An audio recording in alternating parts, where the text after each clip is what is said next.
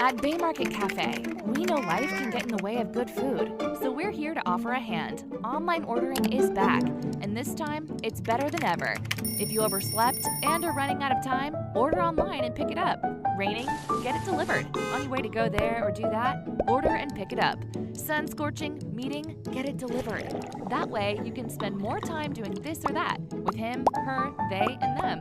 So whether you need your morning coffee, you're craving a red velvet donut, ramen, a lamb burger, or a falafel pita, order the food you love and skip the line. Pick it up or have it delivered. That's Bay Market Online.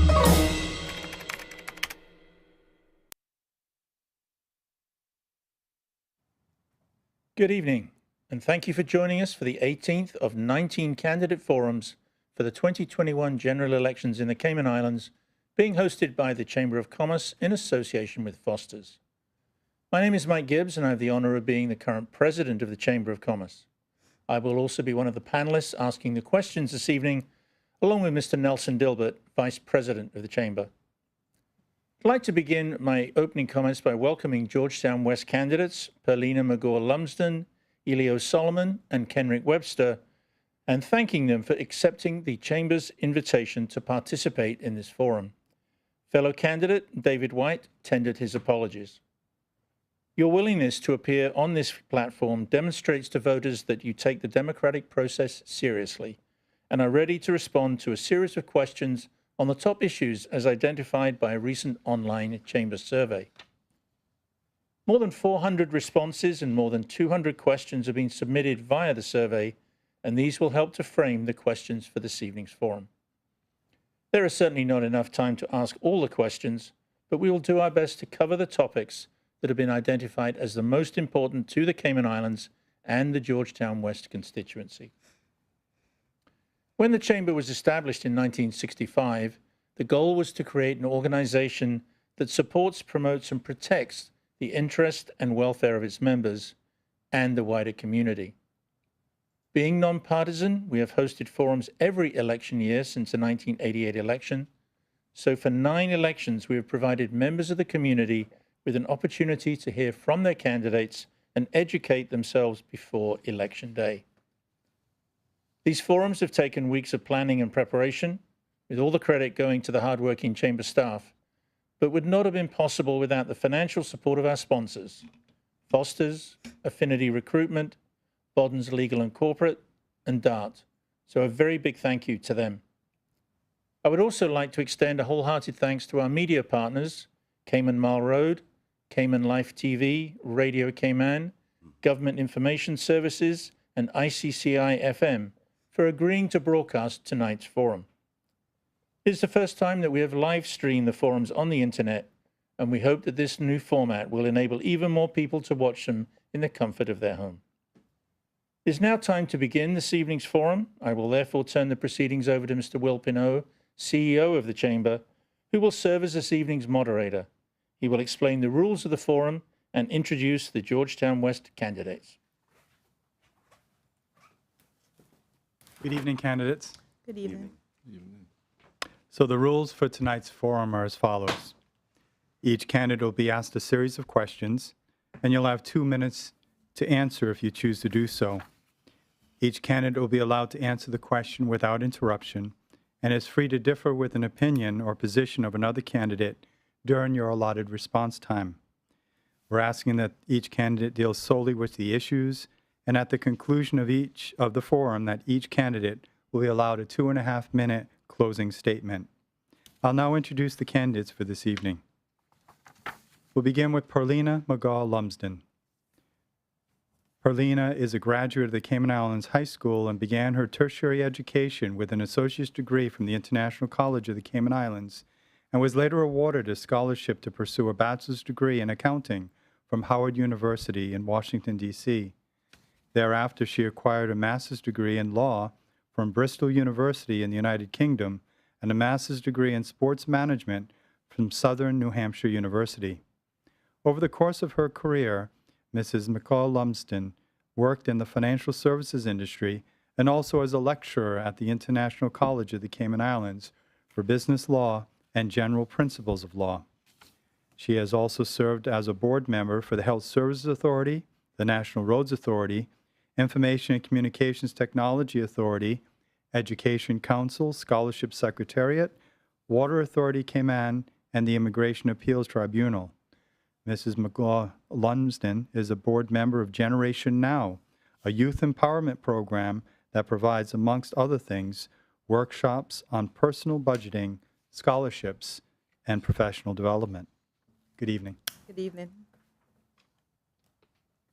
Mr. Elio Solomon served as a member of Parliament between 2009 and 2013.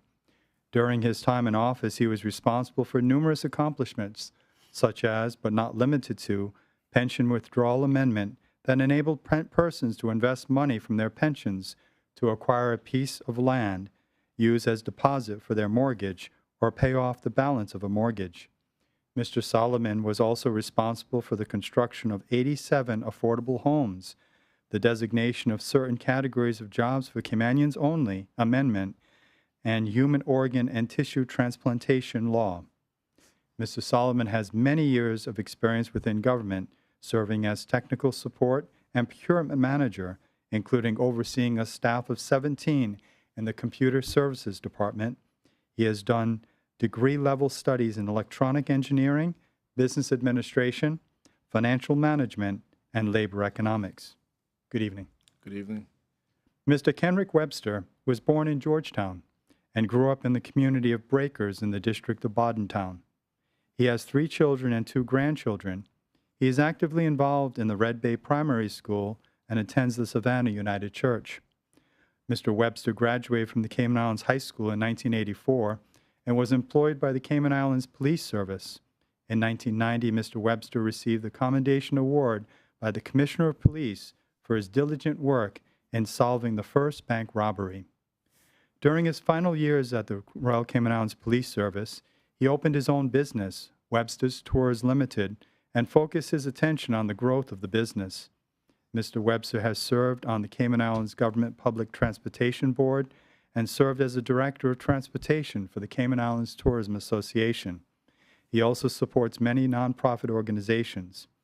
He was awarded many sponsorships, has awarded many sponsorships for education, and continues to sponsor a lunch program for children.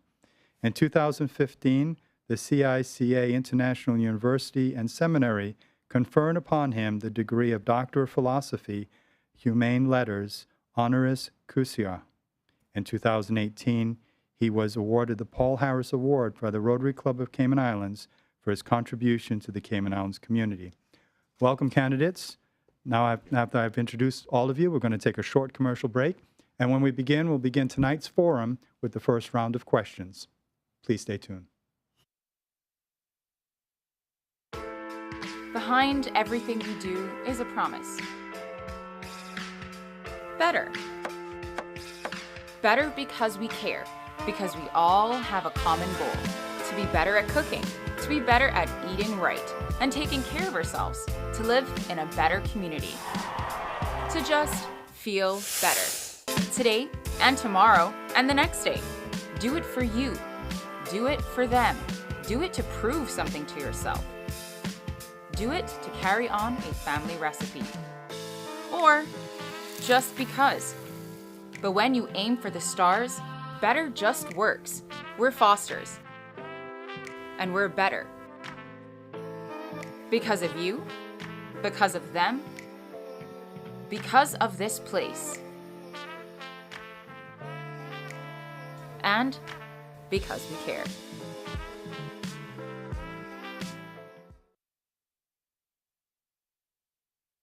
Welcome back to the Chamber of Commerce Candidates Forum for Georgetown West.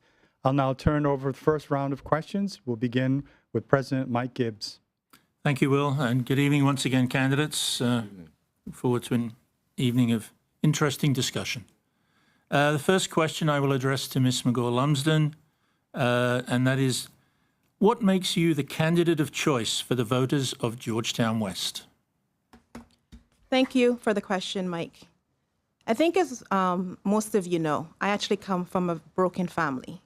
My mom is illiterate, she cannot read or write, and my father was an abusive individual. But one thing that my mother did not abandon her children. And so when it comes to the idea that we're thinking what makes a good choice for the people of Georgetown West, we have to think that the representative must not abandon the individuals that we call constituents. For me, when it comes to your candidate of choice, when it comes to Georgetown West, you have to think leadership. You have to think that the person heart must be in that job, in that responsibility. I'm not looking for a job when it comes to being a member of parliament. What I'm doing is my passion. What I'm doing is helping citizens of the Cayman Islands. What I'm doing is obviously offering my voice to amplify the concerns and the issues that need to be addressed in Georgetown West. In addition to that, I think we have to understand that Georgetown West is heavily unrepresented at this time. And that's one of the reasons why I'm running in Georgetown West, is to give better representation when it comes to Georgetown West. So I think with regards to leadership, when it comes to passion, when it comes to not abandoning the responsibilities that we have as an MP, is why they should make me the choice for Georgetown West. Thank you.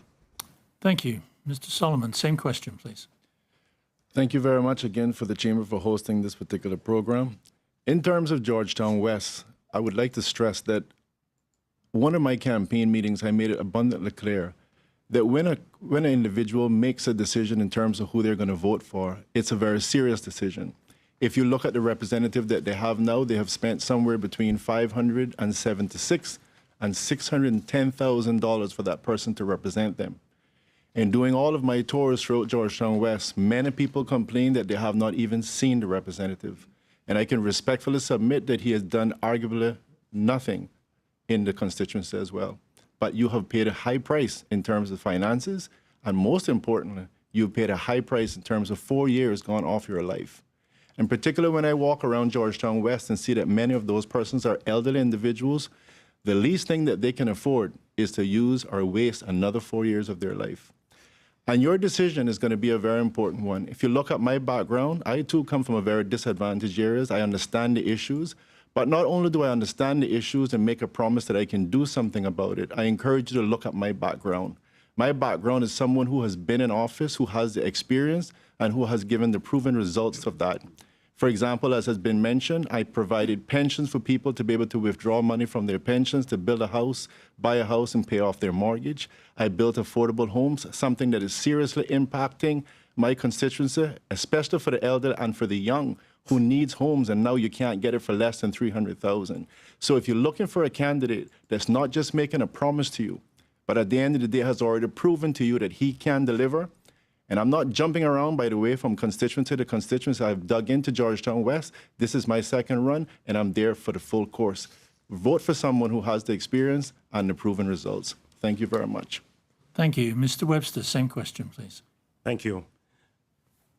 I am running for Georgetown West, and I feel that I'm the selected candidate because I've seen the disparity between the have and the have-nots in our community. The have and the have-nots, soon we'll have no have-nots in this country. Our young people are having challenges when it comes to getting a good education and employment. Therefore, I want to give them opportunities, and I also want to give them, most of all, hope. I have served as a member of the Royal Cayman Islands Police Force with distinction for approximately a decade. I am the owner and managing director of Webster's Tours, which have been in business for approximately 30 years. That gave me the ability to serve our community by many sponsors that I've done within the community, sponsoring free transportation for bereaved families since 1999. I've also been sponsoring many lunch programs throughout the schools, over 40,000 composition books throughout the island, including Cayman Brac. I've been awarded the Paul Harris Award, as you heard earlier on, because of the tremendous amount of community work that I've done, not only with Rotary, but with the Children and Family Services, by providing free transportation during the year for our senior citizens, especially during the month of Senior Citizens Month in the month of October. I feel strongly that with my managerial experience of managing a team of 35 employees for the past 30 plus years, I am capable, also with my experience in the Royal Cayman Islands Police Force, working alongside the Drug Enforcement Administration and also the Metro-Dade Police Department, and having law enforcement in maritime law. It gives me a wide experience, not only locally, but internationally. I've seen where our community has many challenges. I want to meet those challenges. If I'm given the opportunity by the people of Georgetown West, I will meet those challenges. You're looking for a candidate Thank that you, has Mr. demonstrated that they have actually done work in the community, and I've done that work in the past few years. Thank you. Good evening again, candidates. Good evening. Appreciate you coming. The next question is going to be for Mr. Solomon. It's going to touch on some national issues. Keeping Cayman safe from the COVID virus and reopening the economy are among the top issues that will confront the next government. What other major issues or concerns do you intend to bring to the table for the new government to address? Well, I definitely believe that some of the major issues in my constituents, as well as national issues, has to deal with cost of living. Cost of living is a major one, and we also have to, in terms, also equals. Currently, we still have educators within the system. We've even had the premier who has been in charge of the education system, and nothing substantially has been done that you can say that there has been a success with education. I think it's about time that we owe our young people and the Cayman Islands a better future, a better pathway for success. And the only how we're going to do that is to have responsible leadership that can manage the education system, that understands from the ground up. It's just like building a house. If you don't have the foundation correct, you're not going to get a finished product. You can change the roof, but you can't change the foundation. So it's important that we make sure that our young people are tested early to make sure that they have been identified for dyslexia and other physical challenges before they go through the system, because the system currently is failing our young people, and I cannot afford to have that done and continue to be done, especially in this 21st century, when we as a community have to be very competitive with not only with our destination, but in the international market. Thank you. Ms. McGaw-Lumsden, same question. There's so many issues and concerns that we are facing as a country. We're at a crossroads where everything is in a crisis, whether it's environmental crisis, cost of living crisis, housing crisis. But the thing that I would like to focus, or the issue, the concern I would like to focus on, is traffic congestion. And why traffic congestion? Because it obviously is impacting the quality of life that we live within the Cayman Islands. There's no reason or rationale why we as a developing nation is in a situation where we're encountering traffic congestion at the levels that we are in this society. And like I said, there's no reason also that individuals have to get up at 4 a.m. in the morning in order to get to school. What is that doing? Children now have to eat in their parents' car, fall asleep, do their homework. And so with the negative impacts that it's having with regards to quality of life, it's deteriorating the family structure. So that is something. Of course, we're going to ask, what are the solutions? The solutions are, do we have to implement a robust transportation system? Do we have to go to flex hours? Do we also have to speak and have dialogue with regards to the private sector to go to a 3-day, 2-day work day week? Because obviously, at the end of the day, it is about trying to alleviate and work with the private sector as much as possible to bring these issues and solutions pertaining to these issues. But also, like my opponent has said, housing is a major issue in the Cayman Islands. We have got to provide adequate housing, especially for young people who don't feel that they can actually own a piece of their own paradise. And what are the solutions for that? There's various different solutions. Do we have to acquire more Crown land in order to provide housing for young persons? And obviously that's going to be within their budget. So we have to look at that. Do we have to have private and public sector dialogue with developers? Absolutely we do. Because what that's going to do, if concessions are passed on to these private developers, we can then pass that on to young Caymanians who, like I said, is just trying to own a piece of paradise that belongs to you and me as Caymanians. Thank you. Thank you very much. For the third question, starting with Mr. Webster, and this will be focusing more on your constituency priorities. The question is, what are your plans or ideas to improve Georgetown West for its residents? Georgetown West has many different issues, but the major concern for Georgetown West is in some areas, especially in the Windsor Park area, we have low-lying areas there, which requires drainage. I want to make sure that those areas that are in need of drainage, that they get this sufficient drainage in those areas. But importantly, the whole entire Georgetown West needs to be safe.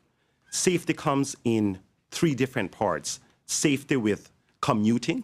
I want to make sure that the sidewalks that are the current sidewalks are upgraded. They have not been upgraded since they have been installed. There are some roadways that need additional sidewalks. I want to make sure that those sidewalks are in place for persons who go through and live there in Georgetown West, and also people who commute to work within that vicinity. Lighting is another issue that part of safety. There's many areas of Georgetown West that needs lighting. That's important. Speed bumps. Speed bumps are necessary to be placed, especially along Maple Road, some parts of Windsor Park.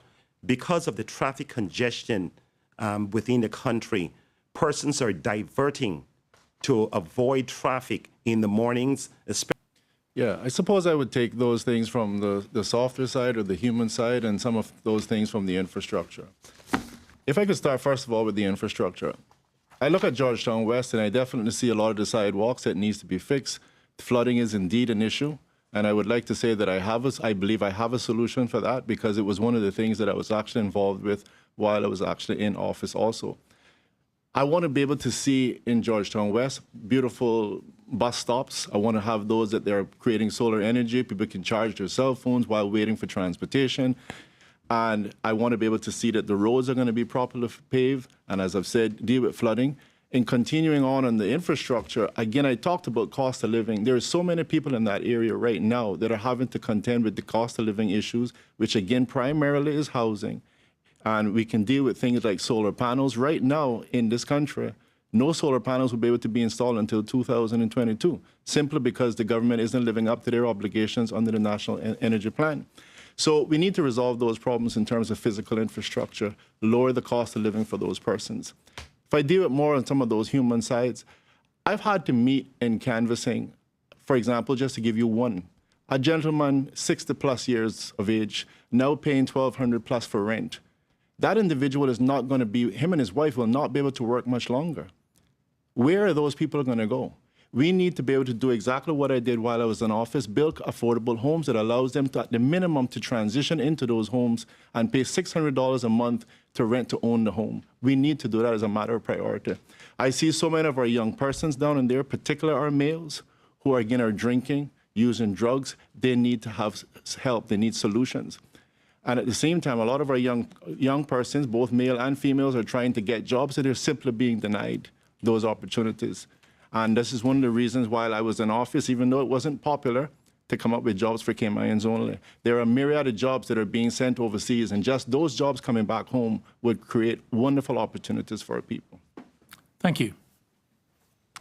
Okay, coming back to you, Ms. McGaw-Lumsden, we're going to start, our next topic is going to be on education. Education is critical to the success of our youth and our future. There is an increasing divide between the quality of education between public and private schools. What measures would you support to correct this imbalance?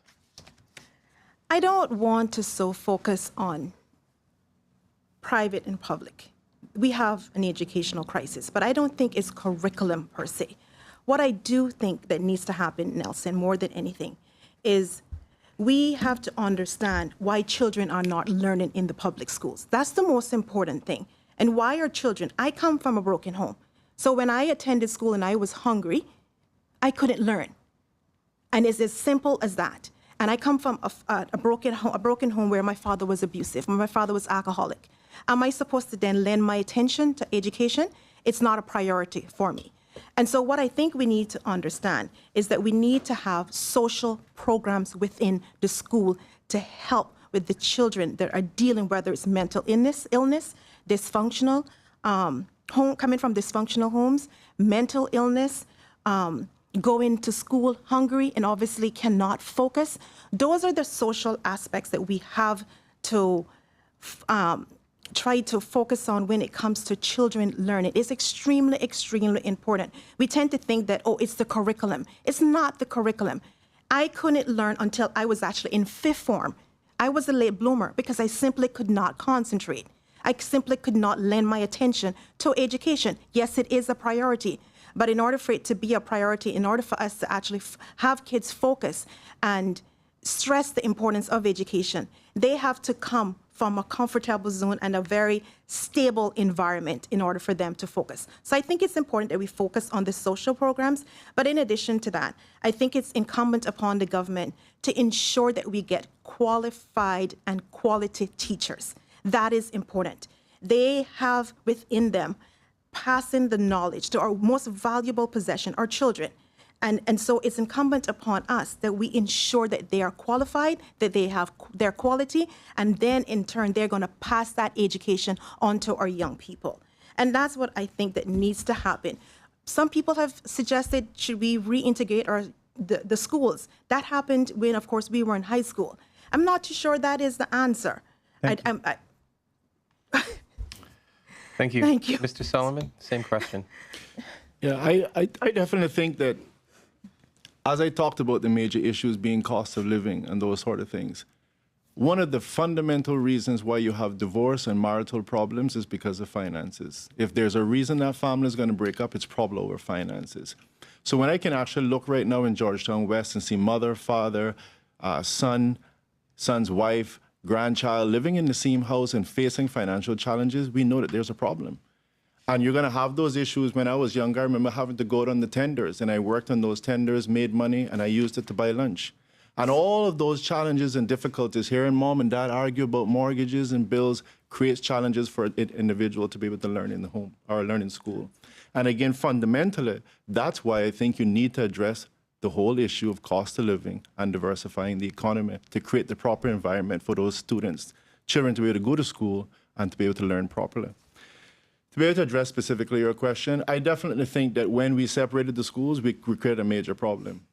Even when we were all together in that mixture, we gave us an opportunity to network. We understood other individuals and where they were from and about their habits, about their culture. Those things disappeared. In addition to that, when it transitioned from school to jobs, well, you had one group now that's networking and they're looking out for their buddies who they went to school with and vice versa. When those things were together, it was a lot different. And I think that there should be something working towards that reintegration as well. And I want to say that I think that we need to be able to create a different style of learning. We need a lot more mentorships going on because bottom line is not only is education more expensive, but going to school, learning, and not being able to transition into a job is a complete waste of time. And if we can get more mentorship going on, we can actually make that transition a lot easier when it comes to education. Thank you. Mr. Webster, same question. Yes, with the education system, as I mentioned before, overall, for you to be successful with the system, you have to have proper management. The Education Council that has been put in place, I think they're doing a good day. When those children are having challenges, when they're having challenges with physical challenges, also when there are certain things that you can see when a person is challenged with identifying if they have dyslexia, whether or not they have ADHD, and that is the time where those persons need to be channeled to get the proper testing. The system, as I mentioned before, is failing because they're not tested in an early stage, and then eventually what tends to happen is that they do not get the correct amount of time allocated to them to do their examinations. Equally, we have a situation where we don't have career guidance into our schools, and that's a major, major problem for us. Thank you. For the fifth question, which will be the last one in this first round, to you, Mr. Solomon, focuses on Northwood Prison. In 2019, the Human Rights Commission described the prison as overcrowded, chronically underfunded, and in need of urgent investment. They said the plans to examine the needs of the prison system and the upgrades to the physical infrastructure are moving far too slowly. What is your view on these statements? Well, I definitely think that I've had an opportunity to actually visit the prison on several occasions, and I will stress that one of the things I actually did for the prison was there used to be a remand service that you had to trek every Friday to carry the prisoners from the prison to the courts.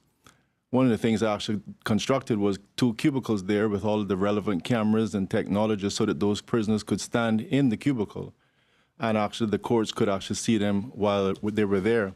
And that, amongst other things, avoided a lot of trekking, and it lowered costs of at least $2.8 million for the government. But there is an overcrowding issue, and infrastructure and money has to be spent to be able to try to rectify that problem. I think everybody knows what overcrowding causes in a prison. I recall very vividly, almost like yesterday, when an individual was murdered in the prison simply because of overcrowding. And I think that this government, and again, they have been in office for 2 terms, so it shouldn't be a continuity issue, has clearly neglected it. You can talk about all the surpluses that you have in the world, but if you're sitting there and neglecting your people, whether it's prison or elderly or youth, then it's all come to naught. So definitely it needs that sort of support. And I also want to say that we need to decide that prison is simply not a place to lock people away and forget it. At some point in time, at least hopefully the majority of them are going to find their way back into society. And they need to be provided with the proper skills and training, both in terms of the technical skills as well as the social skills to be able to reintegrate back into society. Failing to do that, we've failed the entire country. Thank you. Mr. Webster, same question, please. I agree that the prison has been overcrowded for many years. When the prison was first built, it has been very little expansion done to it. Overcrowding, the pandemic can show definitely by not having the system being expanded, what challenges that they were facing during COVID-19. I would support making sure that the prison get the proper expansion, but the programs that are necessary for the prison is important. We have to look on the type of jobs that are available into our market. We have to upskill the prisoners. We have to have a system that are done in tiers. For example, you'll have like category 1, which could be for prisoners who have serious offenses, and they can be translated into the community as far as being entrepreneurs. But you would have to give them incentives. You would have to have the programs available for them so they can start the programs within the prison. So by the time that they transition, they can be integrated back into society. One of the things is that the prison is being used as a revolving door because of the return of these prisoners. And that is why we also have an overcrowding into the prison. So if we can reduce that by having the necessary programs within the prison system, we would alleviate the crowding, and we would also bring about a better environment for the Cayman Islands by having these prisoners reintegrated. It would assist the families of those persons who have been incarcerated and give them and their children and their families hope. Thank you. Ms. McGowan. Well, I agree with the statement. Let's face it, at the end of the day, the majority of prisoners have minor offenses. And with those minor offenses, what we need to think about is how do we rehabilitate prisoners, and how do we actually have them reintegrated into our society? Because what's happening is that these criminals go out in society, and because they can't make a living, that's the issue. They cannot get a license, a trade and business license, hypothetically speaking, just to obviously own their business, or car wash business, because they have that criminal offense on their record.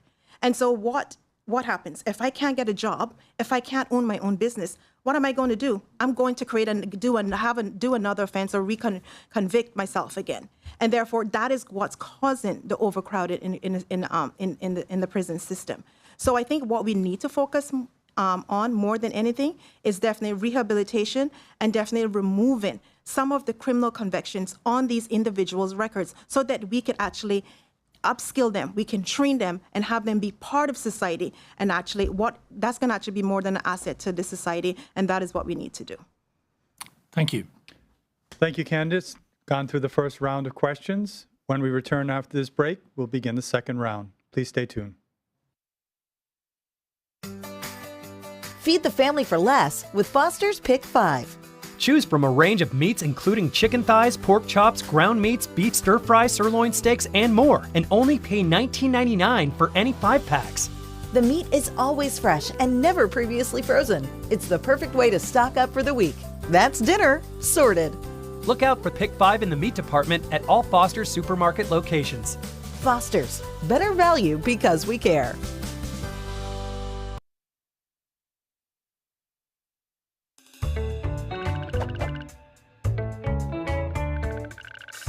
You hear people talk about the economy all the time. But what is the economy exactly? The economy is the flow of money between the people, the companies, and the government in the Cayman Islands.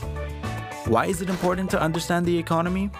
Well, just like the engine of a car, the better we understand the economy, the better we can make it run, and the more prosperous we can become as a community. The first important thing to understand about the economy is that the private sector is the main source of all wealth. Think about it.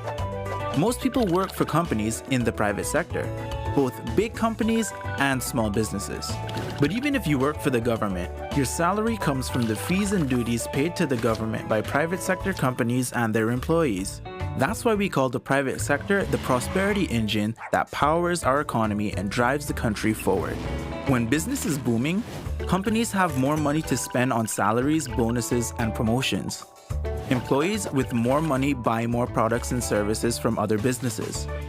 All those people and businesses spending money generates revenue for the government, which pays for important services like education, roads, emergency services, and care for the elderly. So when the private sector is doing well, everyone does well. But when the private sector isn't doing well, like during a recession, the money dries up and everyone suffers. So when you hear people ask, how do we make our country more prosperous? The answer is pretty simple. Grow the economy. After all, you can't get more money from a system that isn't making more money. That's not economics. That's just common sense. In this video series, we're going to take a closer look at our economy to see how we can fuel our prosperity engine and how to make sure everyone benefits. For now, thanks for watching, and remember to share this video with your family and friends so they can learn more about our economic prosperity engine.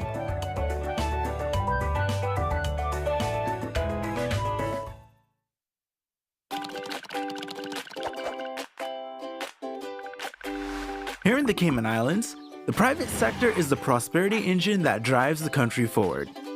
Just like a real engine. The better we understand how it works, the better we can make it run, and the better off we'll be. To help illustrate how our economy works, let's take a step back in time to when there were only a few thousand people living in Cayman.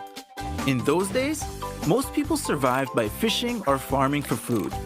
It was a simple, wholesome life, but it was a lot of hard work. Most people bought what they needed from their neighbors.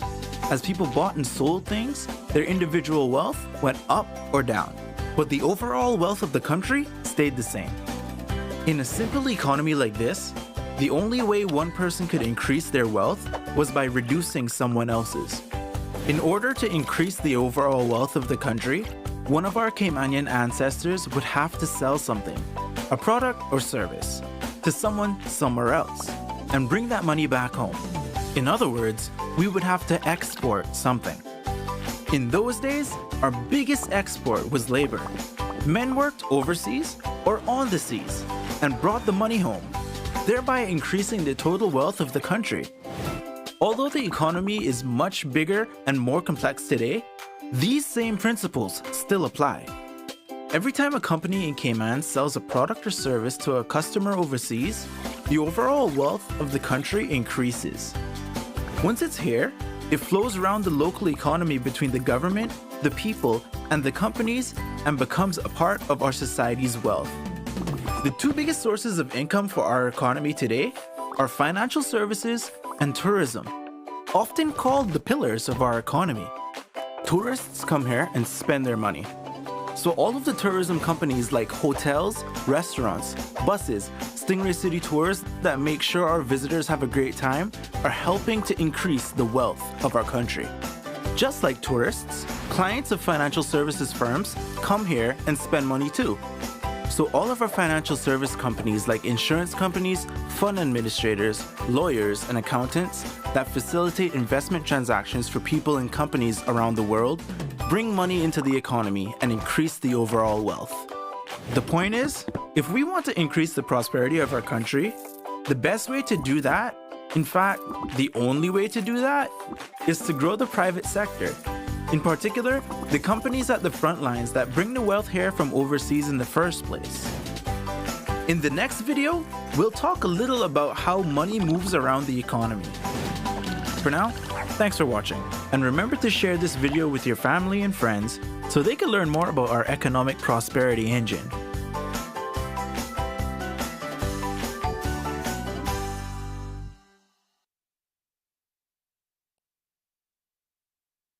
Welcome back to the Chamber of Commerce Candidates Forum for Georgetown West. Finished the first round of questions. We're going to begin the second. And to pose the first question, we'll turn it over to Chamber Vice President Nelson Dilbert. Thank you, Will. We're going to start with you, Mr. Webster. This is going to be on growth management. We keep hearing about the increase of population to 100,000 and further development.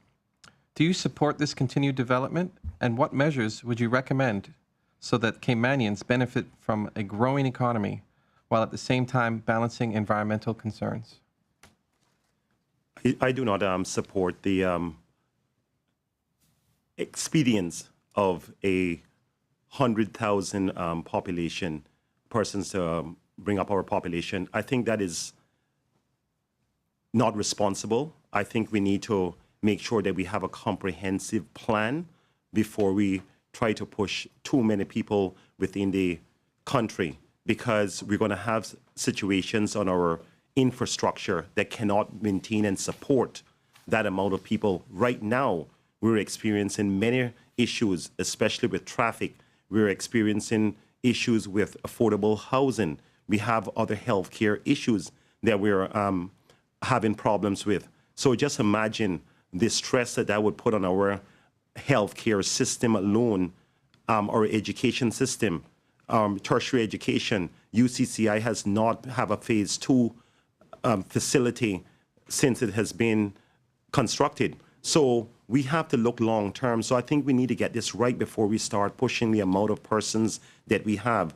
Again, the development and to balance the environment, that goes hand in hand. If you don't manage the product from day one, you're also going to have problems with the development, damaging the environment. We need to identify through that plan, the comprehensive plan, areas that needs to be protected within that plan for our environment, wetlands, historic buildings, historic trees, historic natural resources within that comprehensive plan before we start moving to a major influx of more people to our society. So I think it's not responsible to do that at this time, and I would like to see a comprehensive development plan done before that.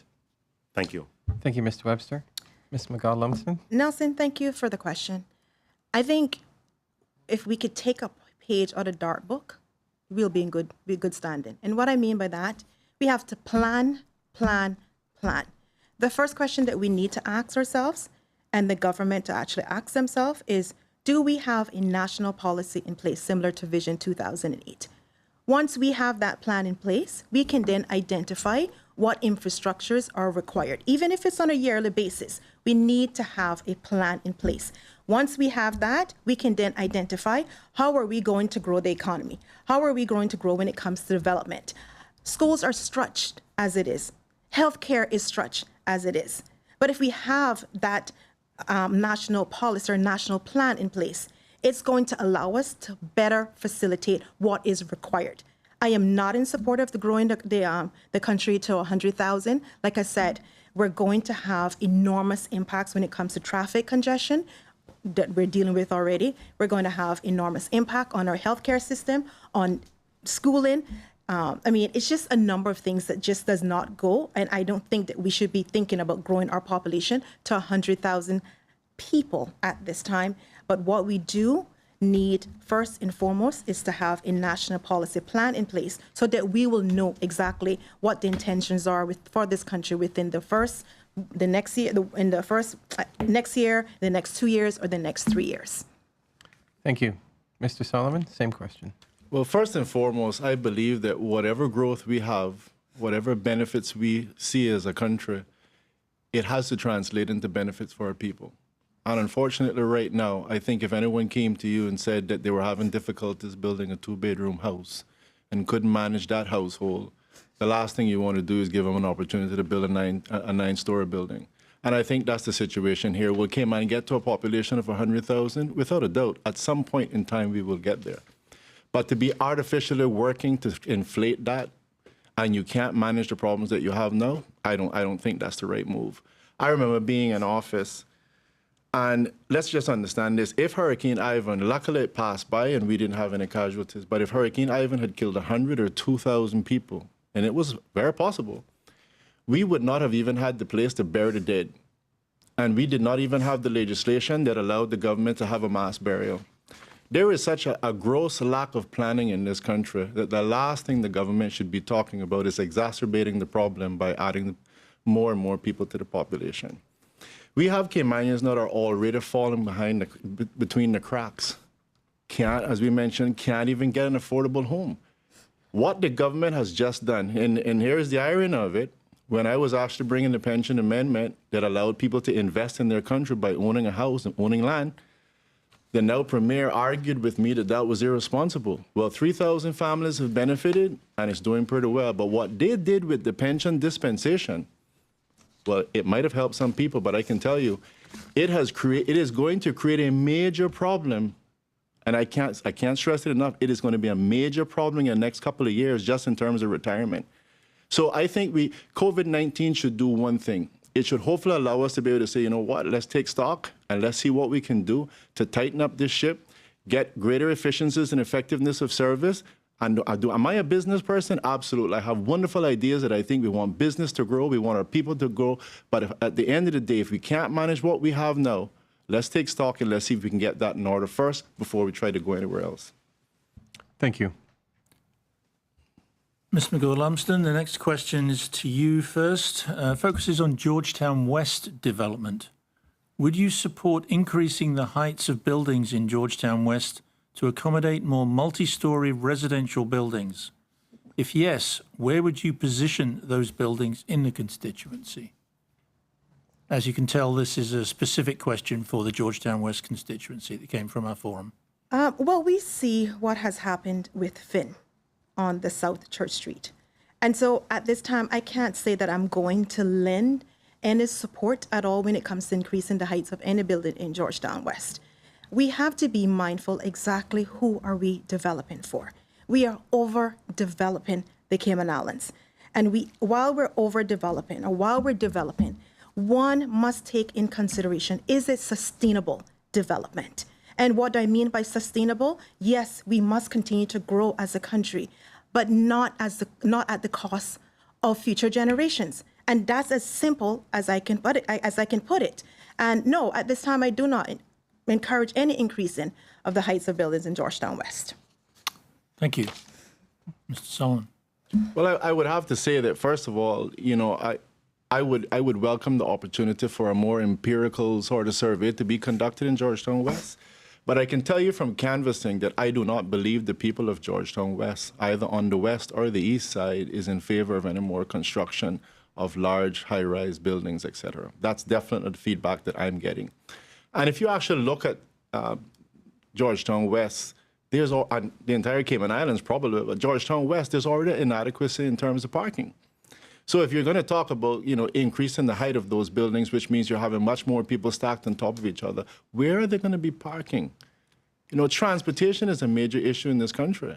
And I hope to be able to touch on that later on. But in short, in the absence of any empirical study and based on what I've canvassed and based on what I can see on the ground in terms of the lack of resources, lack of parking, I don't support high-rise buildings in Georgetown West. Thank you. Mr. Webster, same question, please. Thank you. I would agree that with the canvassing that I have had and the disgruntled persons that within the community in respect to the Finn project, I think that's enough to say that I will not support any multi-story buildings in Georgetown West. When you're doing multi-story buildings, you also have to think about different factors. For example, it's like, bringing something in an urban development, and you got to think about where you're going to position that building. When factors, you have to think about the safety with fire trucks and other emergency vehicles getting to those particular buildings in the event that there's something that happens. Again, it's going to also put a stress on the road infrastructure. Currently, we have problems as it is with the traffic, so that's going to bring even more traffic to the Georgetown West area. So I have to be a voice for the people of Georgetown West. And because I've seen and heard their plight about the problems that they're having with that particular one project, I don't want to encourage any more, and I will not encourage any more high-rise buildings in Georgetown West. Thank you. Thank you. All right. This question is going to start off with you, Mr. Solomon. It's regards to ministerial positions. If elected, which ministry or position in the new government would best suit your skills and why? Well, let me first of all say, while I was in office, one of the things that I was able to create was the e-government board. So the first time the e-government board existed was on our watch. And I think that there was a lot of things that translated of benefits of that. One of the things I mentioned earlier on was the prison, and I shan't go into anymore. But I say that because I definitely want to see a better Cayman Islands in terms of diversifying the economy and lowering the cost of living. I'm a person that believes, for example, that our pensions should be invested locally in terms of being able to build our infrastructure. And I think if we do it properly, we can maintain a proper portfolio that allows everybody to benefit from it, and especially our stakeholders, the Caymanian people. I want to see us, for example, buy our water authority and have our Caymanians knowing that every time they turn on the tap, they're going to benefit from that. And I think there's a myriad of different investments. I talked earlier on about things like agriculture. Again, I do not see a reason why we cannot go to Honduras and spend 10, 12, 25 million, whatever it takes, and buy hundreds of acres that has 5,000 heads of cattle on it and call that Cayman Islands property. I believe that we can do that. It's absolutely viable. And we have to think beyond just simply building more buildings in Cayman. We have to think out of the box. When you add up all of these things, I talked about housing being an issue. So if you see where I'm going, I'd like to be a minister. Absolutely. I served one term in office, and I believe I have the competency. And if I'm given the opportunity by the people of Georgetown West to be elected, and if I'm given an opportunity during the negotiation process to become a minister, I would like to be. I would like to be a minister with the responsibility for the pensions. I would like to have agriculture. Health is something that's also super important to me. And of course, dealing with the issues of trade and e-government. And I know that that's a big, heavy plate. But I believe that I have a lot of the skills, the proven experience, and definitely the passion to make it happen if given the opportunity. Thank you. Mr. Webster, same question. Thank you. When you're trying to make up a government, especially when you have independence, and you can see what happened in the last election with the coalition, most times it's the individuals with power struggle. As a new candidate, if I'm given the opportunity, yes, I would take a ministry, but it's not all about power struggle. I just want to make sure that we have the right minds to make up that government, the right people that have the same philosophical ideas and have the country at heart, and to give our people the first opportunities to make themselves better. My strengths, because I've had over 30 plus years in the tourism business, with being recognized not only locally but internationally with great service as an ambassador within the travel industry and the cruise industry. I can position myself because I've been around a lot of the roundtables through the Florida Caribbean Cruise Association conferences. I've also been awarded on many years by the Delta Vacations. So with their Delta Vacation universities, I've been around a lot of round tables. So I have the experience, I have the knowledge how to network in that capacity. And in another area would be planning and infrastructure. I'm a logistics person. As a young person, my uncle was a carpenter by trade, and I've gained that skill and knowledge. And I understand what building is. I understand how important it is to build. I understand urban development. I understand infrastructure and how to place things in certain positions to ensure that not only that it's built right, but it's safe when you're building. So those two ministries would be something. But in addition to that, I would want to make sure that I keep a full scope under the Ministry of Education, because that is near and dear to my heart. And I think we need to build our community with good educated people. Thank you. Ms. McGaw-Lumsden, same question, please. I think first and foremost, I need to focus on just being elected. That's the first priority for me as a candidate for Georgetown West. And once I'm elected, my responsibility is definitely to ensure that people are taken care of. We must always put the people first. So as long as I can put the people first, and when it comes to my background, I'm pretty diverse. As you know, I have a bachelor's degree in accounting, I have a master's in law, and I have a master's in sports management. So if I did have to identify one, Nelson, that would best suit my qualifications and my skill set, I would definitely say community affairs, youth, and sports. And why I want to focus on sports is because, as the panel has said before, we need to think about diversifying this economy. We can see clearly just after COVID, we are now standing on one pillar, which is the financial services. So by focusing on sports, I can then try to actually diversify the economy by having sports tourism into the islands. And that's why I think I'm most interested. I think my degree would lend a lot of skill set to that area. So definitely if I had to choose, it would be community service, sports and youth, for sure. Thank you. For the next question, I will address this first to Mr. Webster. And it's already been touched on by a number of you during previous answers, the subject of affordable housing. Cayman Islands has one of the world's highest GDPs per capita, but the Caymanian dream of purchasing or building a home seems to be slipping away. What strategies would you support or propose to ensure that there is affordable housing for residents in Georgetown West? Thank you for the question.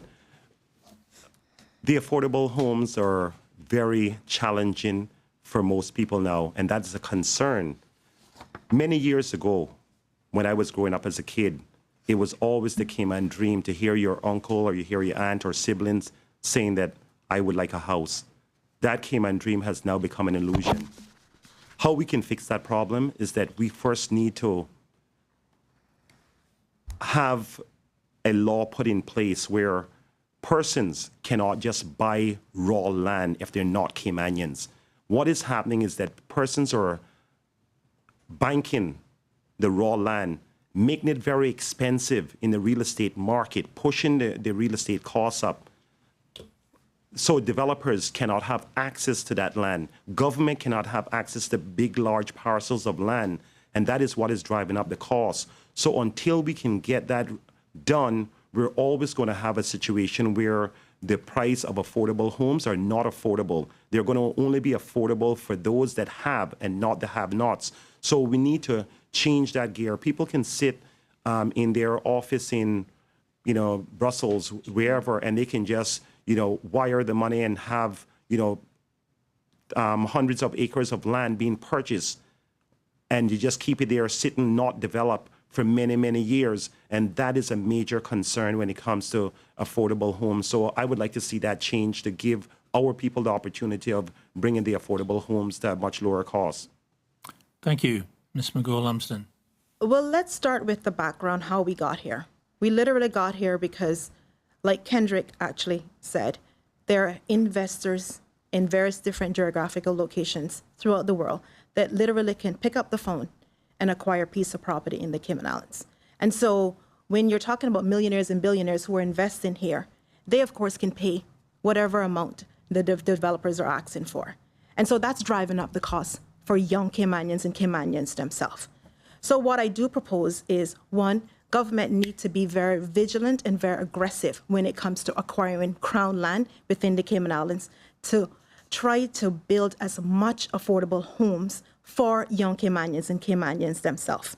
And in addition to that, we need to lend resources into the National Housing Development Trust so that they can obviously build more affordable homes within the Cayman Islands. But I alluded to this earlier. Dialogue, must now be entertained between the private developers and government themselves. And what that's going to do is government saying to them, okay, I'm going to give you various concessions or a certain amount with regards to concession. That concession can then obviously decrease the amount of a purchasing price for a young Caymanian or a first-time owner. We have to think about lending concessions that's beneficial to our community and continue to put the people, or they haven't in this instance, put the people first when it comes to individuals, the voters, and the people of the Cayman Islands. That's what we need to do. In addition, we need to think about increasing the stamp duty for foreign investors. I wouldn't say ban them altogether. That's not something I'm going to agree to. But I think you would be surprised the number of foreign investors that come to this island are on the phone, and there's no stamp duty that's related to housing. We need to think about increasing that number significantly, and so that that stamp duty can be lent to other resources such as education. Thank you. Thank you. Mr. Solomon, same question. Yeah, hi. Yeah, I recognize years ago that we have a challenge, despite the fact that we have a high GDP, as the question suggests, that there were problems for Caymanians to be able to save a certain amount of money to be able to even get the deposit necessary to get that loan or mortgage from the bank, which is where the majority of Caymanians will fall, in the ability to get a mortgage, but difficulty getting it, which is why I introduced the pension amendment, allowing persons to be able to draw up to $35,000, and it has worked. And let me just say, I think that the contractors out there, is only reasonable that they're going to try to market themselves in terms of their construction to persons who can afford it. And if they can sell the $300,000 homes, that's what they're going to do. But it also means that government has a responsibility, while they capture that part of the market, to deal with the section of the market that cannot afford a $300,000 house. And this is one of the things, as I mentioned before, that I did while in office. We had a consortium of contractors that were able to build affordable homes. So it's proven that you can build 2-bedroom homes, really nice, beautiful homes, for $75,000 for 2 beds and $90,000 for 3 beds. And I definitely think what we need is we need to perhaps reduce some of the sizes of the lots, but I think those homes are actually viable and they're doable. I mean, if you even go to Georgetown West and Smith Road Villas, there's not a lot of land there, but the houses are really nice that was built by Mr. Frank Hall. And at the same time, the lots of land are small. So those sort of environments, I think we can actually construct today and allow Caymanians to transition into those homes at very affordable prices. I want to say that while I was in office as well, one of the things I did was actually pass, when we were increasing stamp duties within the Zone A, I actually passed a piece of legislation that was going to allow a lot of those monies to be able to go to the National Housing Development Trust to be able to be used specifically for housing. Unfortunately, it hasn't happened. But if I do get a chance to serve again in office, I'm going to make sure that it does. But either way, in short, I definitely think that everything is there to actually facilitate us being able to build these affordable homes. We simply need the people that has the know-how, the tenacity, and the will to make it happen. Thank you. Okay. This is going to be the last question before we go to another break. It's going to be on beach access. Ms. McGaw-Lumsden, we're going to start with you. Okay. Under the Prescription Act, access to the beaches is to be unencumbered for all. If elected, would you support the protection of the prescription rights to prevent developers from blocking access to the beaches? Absolutely. Most of my memories have to do with the beach. It is incomprehensible that we are allowing these things to happen in our society that belongs to us. And it really is that simple. Do I support it? Of course. Because at the end of the day, when it is actually in the law, but in addition to that, these amendments was brought on the floor, I think it was the end of 2020. But because of political pressure, they abandoned those amendments. Why is it that one can think that you can come into this country and not expect that indigenous Caymanians and Caymanians in residence must not have access to the beach? So of course, if elected, I'm going to go by all means to protect when it comes to the prescription rights, to prevent developers from blocking any access whatsoever. Because as Caymanians, as citizens, we have a right to be here and we have a right to have access to those beaches. Thank you. Mr. Solomon, same question. Well, I can probably try to make this one a short one. Let me just tell you, first of all, everyone in this country, every single person living in the Cayman Islands deserves to have access to the beach, especially the Caymanians. I am tired. This has been an issue that's been going on for long, and it's just one of those perfectly simple examples of how government after government just has not made it a priority because their people are simply not a priority. I actually 100% subscribe to the fact that we need to make it a prescriptive right. And these individuals, and there's very few, I don't think it's everyone, but anyone blocking these ways, with trunks and chairs and everything that's encumbering persons getting access to the beach, they need to be levied with some seriously high fines. And honestly, I mean really heavy fines. My mind starts at 100,000. I want to see serious action taken of persons who are blocking the beach.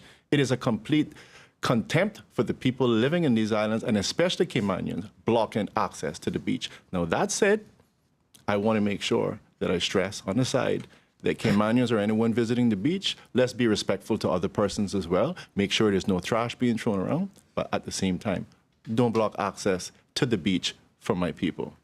I'm not going to tolerate that. Well, thank you. Mr. Webster, same question, please. Make your show. Definitely.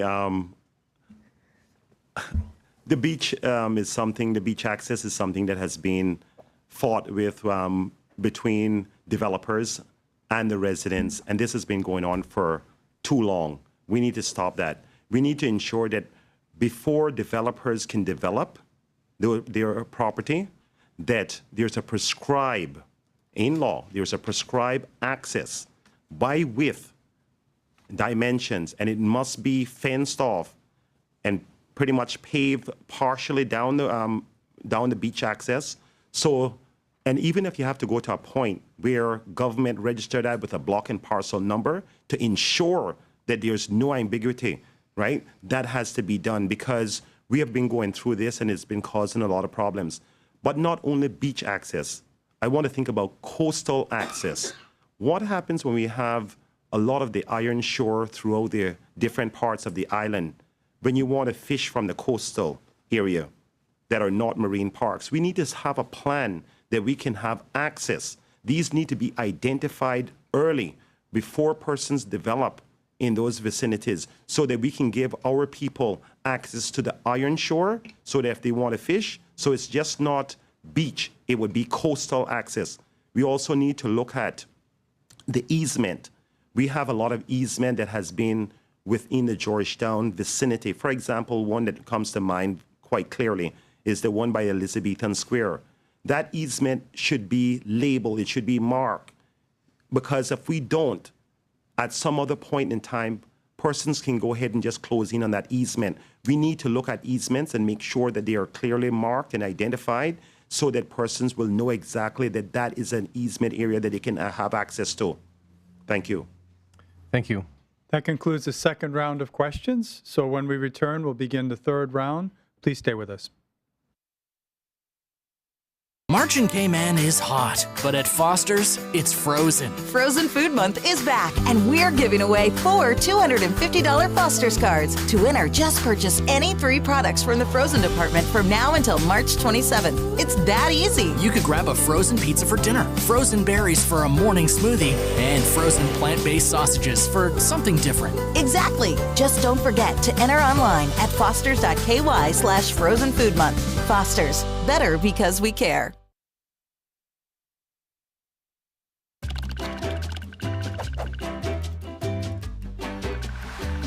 In the last episode, we learned about the important role of companies here in Cayman that do business with overseas customers and generate new wealth for the Cayman Islands economy. But what about all the other companies in the Cayman Islands? How do they fit into our prosperity engine? Every business in the Cayman Islands falls into one of 3 groups, or tiers. Each tier plays a critical role in our economy. The first tier is made up of all the companies that do business with overseas customers and bring money into our economy. Companies in this tier are like the gas tank of our economic prosperity engine. The more we have in the tank, the farther we can go. Although most well-known companies in this tier are in financial services like Butterfield Bank or tourism like the Ritz-Carlton, there are many other well-known Tier 1 companies doing business with overseas customers, like Uniregistry, Health City, and all of the companies in Cayman Enterprise City. The second tier of the economy is all the companies that do business with other local companies, like IT and marketing consultants, or companies that sell supplies to bars and restaurants. These companies are also very important because without them, the companies they supply would need to buy their goods and services from overseas. So while companies in Tier 1 bring money into our economy, companies in Tier 2 help keep it here. The third tier is made up of all the companies that provide services to people that live and work in the Cayman Islands. Companies in this tier include supermarkets, dry cleaners, mechanics, gyms, doctors, dentists, architects, house builders, florists, and gardeners. These companies are important sources of employment and business opportunities for our people. And they play a really important role because without them, Cayman wouldn't be a very nice place to live. So to recap, Tier 1 companies do business with customers overseas. Tier 2 companies do business with other companies in Cayman. And Tier 3 companies do business with those who live here. Every company and self-employed contractor in the Cayman Islands falls into one of these three tiers, and they all play an important role in making our nation prosperous, helping bring money into our country, improve our economy, and creating jobs. And without them, the Cayman Islands wouldn't be the great country that it is. Thanks for watching, and remember to share this on social media so we can all help fuel the economic prosperity engine.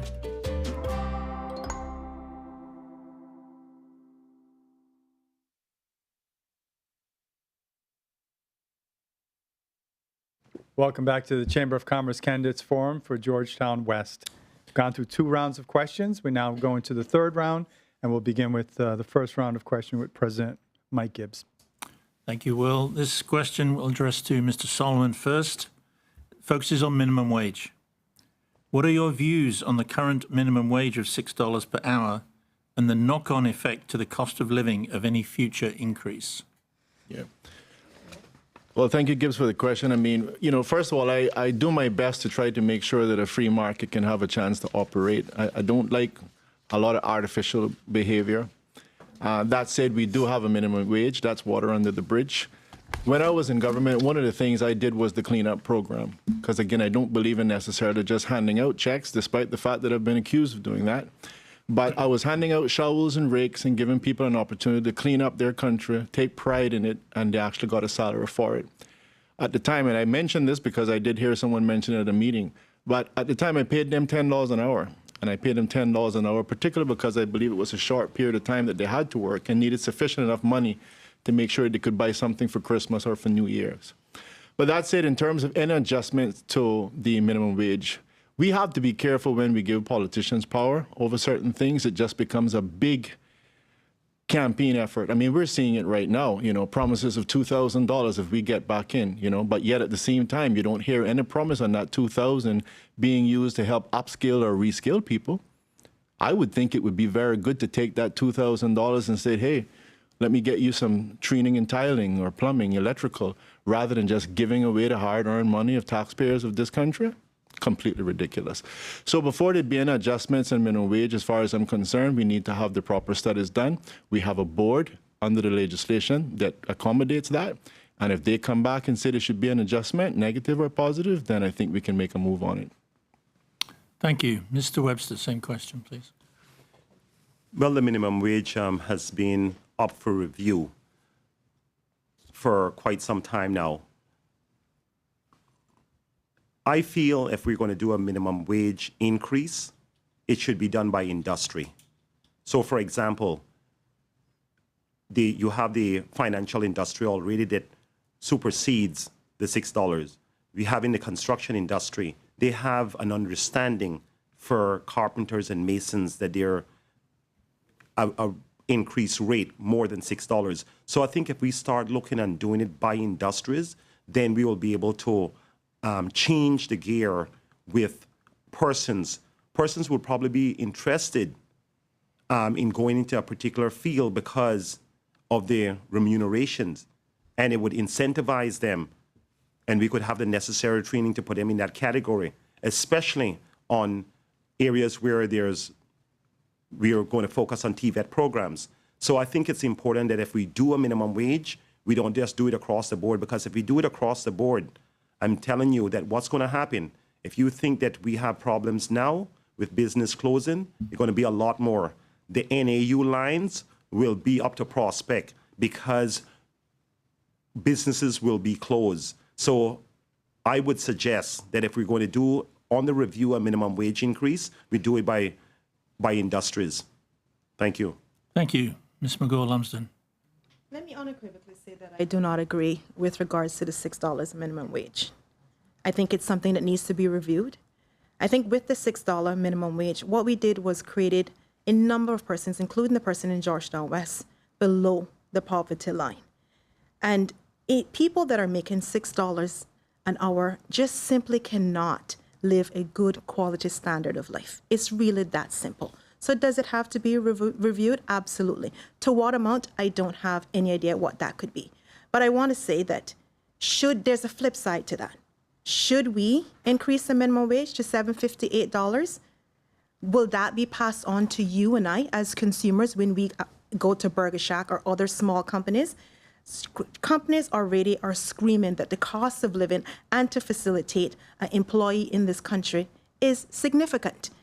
And so I would have to first and foremost see critical data that will tell me what that minimum wage should be increased to, because I think it has enormous impacts within our society. And yeah, so I don't agree with the $6 minimum wage. Thank you. All right, Mr. Webster, we're going to start back with you. Something that you're probably familiar with. It's the cruise industry. What are your views on the future of the cruise industry of the Cayman Islands?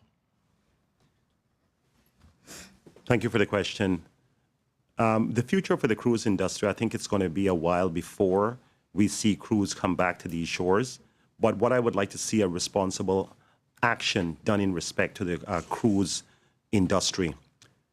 For many years, we have been putting too many people on our shores, 1.9 million passengers per year. Our infrastructure cannot sustain that amount of passengers. I think we need to look at quality instead of quantity when it comes to the cruise industry. There's many high-end cruise ships that we can attract here to make it much more financial viable for persons who are working in the industry. One of the things that I suggested many years ago when I was on the Public Transportation Board was setting up an authority that would regulate the rates so that cruise lines would not be able to bargain with the operators and drive down the cost of the product that we offer here. For example, Stingray City. I was a consultee back in 2008 on a Vision 2008 with Mr. Chris. The operators who were into that room doing Stingray City at the time was making $25 per person on each trip. And 10 years later, they were making $10 a head, right? Because the cruise industry came in and they used a formula to entice them to drive the price down. But if you set up an authority, this authority would be able to regulate the rates depending on the category. For example, if you have horseback riding, everyone who's going to offer horseback riding come around the table. They come up with a minimum rate, and that rate would be what would be used. The cruise lines would not be able to use any operator that is not approved by that authority. So they cannot go to the port to pick up passengers. So this would be a way for us to make sure that we're getting top value and our people are treated right. Thank you. Thank you. Ms. McGaw-Lumsden? Cruise industry, I think it'll be a while before that is obviously open. But what I think we need to do, are we getting value with regards to the cruise industry? And is it trickle down to Caymanians? That's our main concern, because at all times, again, we have to put the people first. But on the flip side of that, if we're not getting value or very little value, do we then think about increasing a significant or having a significant number of stay-over visitors? That's where we actually are generating revenue within our country. And so, although I think it's going to be a while before the cruise industry does open, in addition to that, I think when it comes to the cruise industry, we have to think about the environmental impacts that it's having on our country, whether it's in marine parks or whether it's actually on pollution. It is having significant damage to our environment. And that is, in this day and age, we have to think environment. But I think more focus needs to be on stay-over visitors rather than that of the cruise ship industry. Thank you. Thank you. Mr. Solomon, same question. I think I can say that cruise tourism is very, very important to Cayman Islands, but it has been managed properly. The reports will show that cruise tourists that come here, you get a 2% transition rate from cruise tourists that become stay-over. So if you even wanted to throw out the number that was previously mentioned of 1.9 million, it means at least 47,000 people will come back as a stay-over. So it is one way of increasing stay-overs. But that said, if we do a good job and give those persons who come here, regardless of what the number is, because I'm not saying that 1.9 million or 1.2 million as what is guaranteed by FCCA is the right number, but it gives us an opportunity for great advertisement as well. If the proper environment if that first impression is great, but having them lined up on the south or north terminal like cattle in the sun is not making a good impression. And we're actually ruining our business. We need to give a proper customer experience. So we need to protect our environment. So again, I definitely want to take side in terms of those persons who are concerned about piers and the construction of that to make sure that our environment is not damaged. But let's make sure that we know what the numbers are that we want and that it's reasonable and that our infrastructure can support it. Like, you know, where are the public facilities? Am I having to go into private business to use the loo? Or do we actually have some proper facilities? There's a myriad of infrastructure things that needs to be done. The government, for example, promised, this government that's been in there for 2 terms, promised from 2013 that they were going to revitalize Georgetown. Not a single thing has been done, except for lately they've sent an RFP. That sort of thing is unacceptable. But let's make sure we protect our environment. Let's find out what the numbers are, and let's make that first impression a really good one. But is cruise tourism good for the country? If managed properly, it is. It translates to 2% of the persons who come here, stay for a week, and for longer periods of time and spend real money into the economy. Thank you. For the next question, I'll be addressing this first to Ms. McGaw-Lumsden. Focuses on health insurance. And health insurance premiums continue to increase annually for many businesses and especially for persons who reach retirement age. What improvements, if any, would you propose to make health insurance more affordable for businesses and especially retirees? Well, as previously mentioned, and I'll focus more on the elderly. In canvassing Georgetown West, it is incredibly depressing to see what has happened to our elderly. And so we need to establish a better way to facilitate the bureaucracy that exists between the elderly that in Georgetown West and Cayman with regards to NAU, because a significant amount of them depend on NAU for their insurance. And every 6 months, they actually have to revisit and be evaluated and then determine if they're actually qualified for that health insurance. What we're doing is marginalizing, ostracizing, and not allowing elderly to have access to good medical facilities, to good Medicare. And I think it's important that we somehow, whether it's concierge services or whether it's the MP or set up a district council to facilitate what is happening with NAU. And I think once we do that, we can then obviously improve the quality of lives when it comes to our elderly, because we're at a stage where you're visiting these elderly, and believe it or not, they're choosing between groceries or going to the doctor. And so some of them are actually staying at home and slowly dying because they do not have the access when it comes to healthcare. Thank you. Mr. Solomon, same question. Yeah, well, definitely health insurance is a major issue. When we can talk about a SHIC program that's costing people somewhere around $190, it is a serious cost for the individual, and it's a serious cost for businesses. And something has to be done about it. I remember running the calculations actually in 2017 with Mr. Connolly. And when you look at what was actually being spent in relation to indigents at Cineco, as well as what was being done in the private sector, I can assure you that what can be done, and I try to make sure that whatever ideas I have is not just all government driven, but includes the private sector.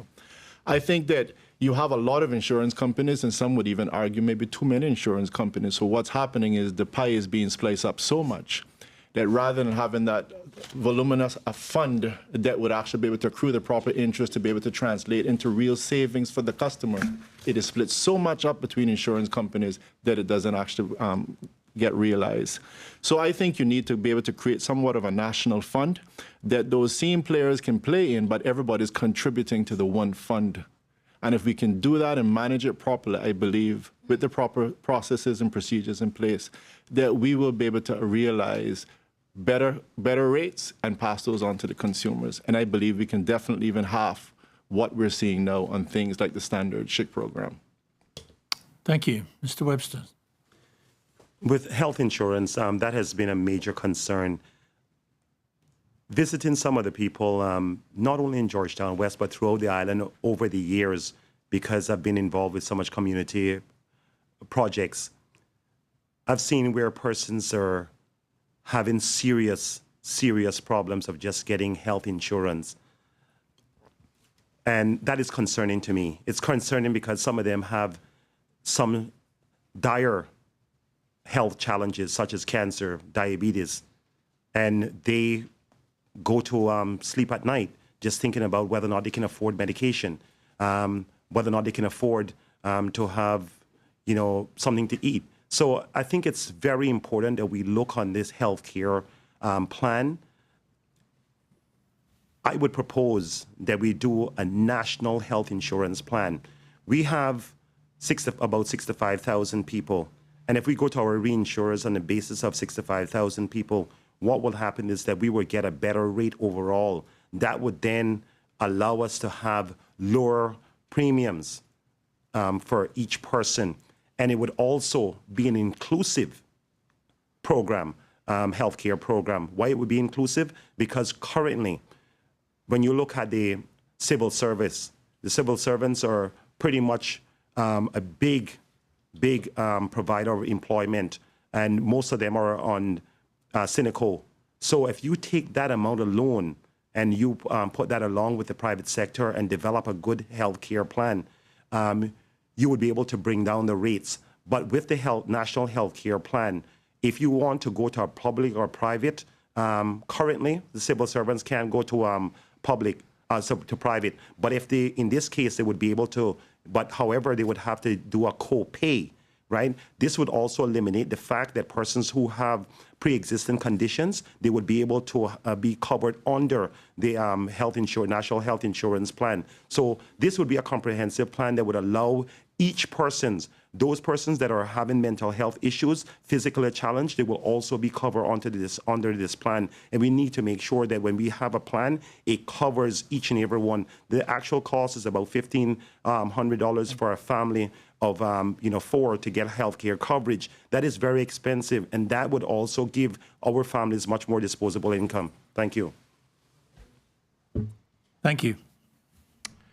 All right, Mr. Solomon, this is going to be the next question's for you, and it's regarding the future of financial services. Mm-hmm. Given that financial services is critical to the island's economy, how do you think the country should respond to the FATF gray list and the European Union's intention to blacklist us, even though we have met most of their requirements? Yeah.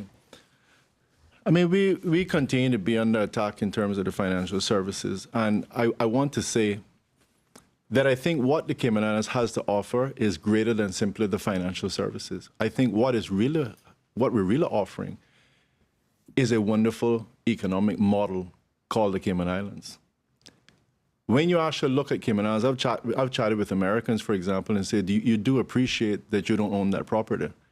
When you're paying income tax, you're renting the property, you don't own it.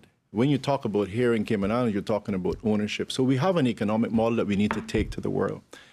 And I hear them talking about getting someone to lobby for us in EU or getting someone in Washington to lobby.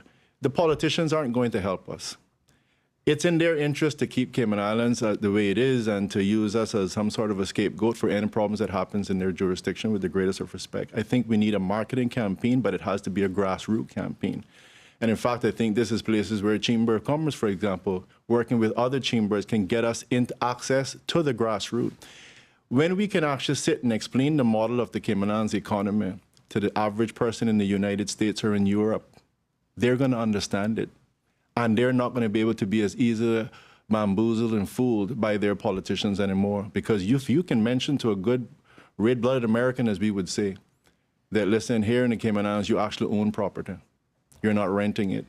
And we don't take money, or, we're not taking your money and putting it in an envelope and sending it on to the government. They'll perfectly understand it, and the politicians won't be able to fool them anymore. So we need to market, but we need to market to the right persons. And that's it. I do want to say that there's other things that we can do personally to improve financial services, but hopefully I can address that in another question. Thank you. Mr. Webster, same question. The goalpost with the EU has been changed almost every year. We have brought up the standards to try to meet the requirements by the EU over the years to remove us from the blacklist, remove us from the gray list. We have done an extraordinary job trying to do that, but they continue each year to shift the goalposts on us. Their ultimate goal is to ensure that they can try to tax us. That's the ultimate goal. 92 different countries outside of the European Union that are faced with the EU saying that these countries are either abusing the tax regime. We're not abusing it, we're just being compliant. We have to look at our market share, who is actually using most of our financial services, where they're coming from. It's not from the EU. So I think we need to have a team that will sit down with them and say, listen, we have met all of your requirements. We've had, in almost every department now, you have to have a compliance officer, right? Even if you're going to start pumping gas, you're going to have a compliance officer for that. So I think it's about time that we go and renegotiate and say, listen, we have been trying to be compliant, so guess what? I want to ensure that if this is not done, we're going to focus more primarily on our customers, because if we have to keep on putting more pressure on our clients, we're going to lose those clients. So we have to negotiate this right and let them know that we're not playing around anymore. So I think it's important that we focus on better negotiations. Thank you. Thank you, Mr. Webster. Ms. McGaw-Lumsden? I think of the various criteria that were set out, I think we didn't meet 2 or 3 criteria, which is completely unacceptable to put us on the gray list with the intentions of going to put us on the blacklist.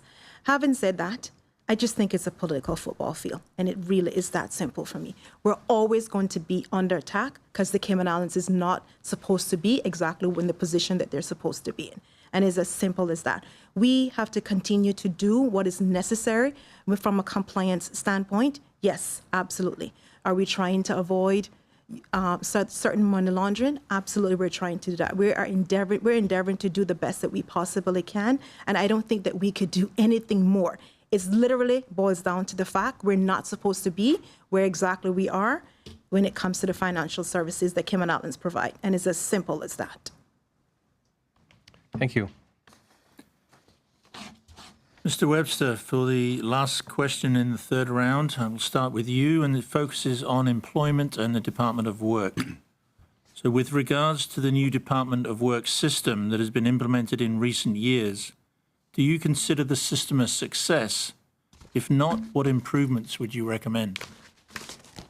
The current system at the Department of Work, WRC, is not WRKING for all of us. The system was implemented. It was not tested properly. I think they should have had a proper testing of the system with businesses and individuals to do a survey to make sure that before they launched the system that it was tested properly. I would like to ensure that I work closely with the Department of Work by making sure that the system is set up where that they can assess the individuals that are unemployed so that they would be fit in the right category. So when they're placed for a job, that they would be able to be fit for purpose for that particular job. The system right now, when you try to log in into the system, you have to create a password. You should be able to view the applications that are available to you. And if you decide to, then you should be able to then create a password, go in and log in into the system. So that is a failure. When you have a failure in a system like that, it's putting our people behind because we have more people then depending on NAU and people that are unemployed. So it becomes another social issue that we're having. So I would like to make sure that that system is rectified to get our people up and ready for the workforce and work employment in this country. Thank you. Ms. McGill-Lumsden. I have to be very careful with this because I deal with immigration on a daily basis. So I'll be very careful with this. I think there have been various complaints when it comes to work itself, and they're trying their very best. They have made several changes because of the number of complaints that they have received. Having said that, I don't think it's the system per se, it was the timing. They literally launched it and transitioned this, I think it was sometime in October. So it was immediately after COVID. And so what had happened is that in the middle of a pandemic, people are just going to want to do things the way that they usually do things. And so the necessary resources was not lended to business. The necessary resources was not lended to business from a training standpoint to understand the system. So there wasn't a proper rollout when it comes to work itself. So are there improvements to be made? Absolutely. With every single system there is in Cayman Islands, there are improvements to be made. Do they continue to make improvements? Are they taking heed to the improvements and the suggestions when it comes to investors like myself, who is an immigration specialist? I think that they are. Thank you, Mr. Solomon. Having had the opportunity to chat with persons who were very intimately involved with WRC, the fact of the matter is that despite what the government may have put on the surface, a lot of the same rules and lack of clarity, opaqueness was occurring behind the scenes. And therefore, you have not seen a lot of changes. And with the greatest respect, I want the Cayman Islands public, the Caymanians, to realize that the government has been playing this game for a very, very long time. And let me give two things. First of all, I brought the amendment for Jobs for Caymanians only. It was passed in 2013. And let me just stress, for all those persons who are even status holders, you're a Caymanian also. And for those who are striving to become a Caymanian, you should also embrace the piece of legislation for Jobs for Caymanians only. But you have had a government that, despite the fact that they played a role in passing that legislation for the last 8 years, have not sought fit to put one single job on a schedule that they felt were good enough to be for Caymanians only. We did it for notaries. So what, garbage persons, receptionists, there was no job that should be for Caymanians only, but it's fine for the financial services industry to ship off jobs to India or wherever else in the world to do answering phones, to manage Cayman Islands funds, but we can't find our elderly, we can't find Caymanians to manage a fund and answer a phone? No, of course we can. You don't need WRC for that. We have Section 80 of the labor law, and it's very, very simple. You have labor officers right now. There's Caymanians who are in the workplace, and they've been put down for a key position. They're down for manager. They have no idea they're down there.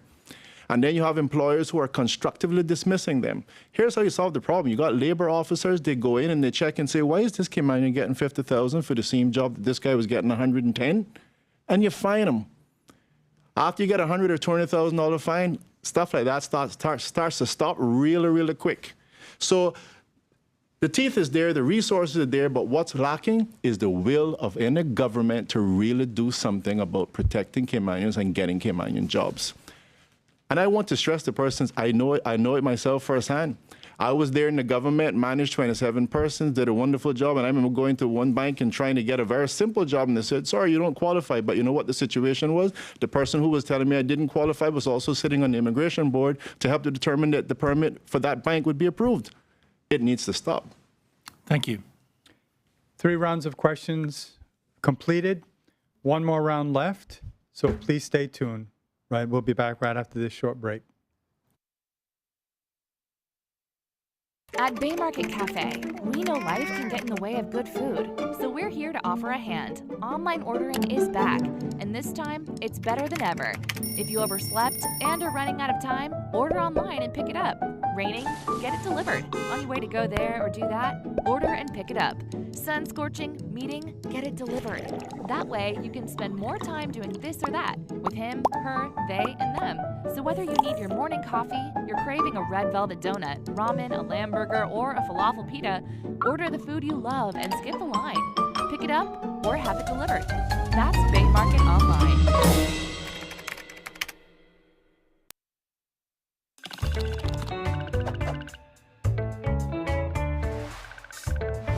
When companies do well, everyone does well. Not just the business owners, but the employees, other businesses, the government, and even the customers. Seriously, to learn how, let's look at how money flows through a company. When a company sells its goods and services, they receive money, which is called revenue. That money is then split up and used in a number of different ways.